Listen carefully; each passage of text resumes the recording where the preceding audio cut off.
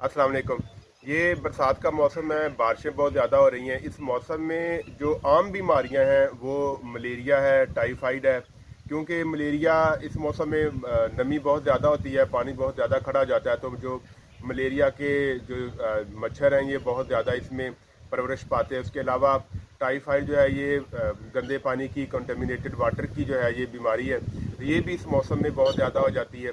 इसके अलावा जो मौसमी बुखार होते हैं, जो वायरसेस से या बैक्टीरिया से आपके गले का इन्फेक्शन, कानों का इन्फेक्शन, ये इस मौसम में बहुत ज़्यादा होते हैं। तो कोशिश करनी चाहिए कि इस मौसम में ज़्यादा बाहर निकलने के जो औकात है वो शाम से पहले पहले आप निकलें, और ज़्यादा जो मगरिब के बाद निकलने से परहेज़ करना चाहिए, क्योंकि आपको इससे तरह तरह की बीमारियां जो है वो लग सकती हैं।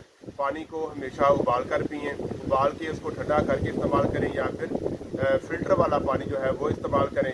तो इन चीज़ों से अगर आप करेंगे तो आप इंशाल्लाह बच जाएंगे। अगर गला ख़राब होता है वायरसेस की वजह से या बैक्टीरिया की वजह से, तो नमक वाले पानी से गार्गल करें।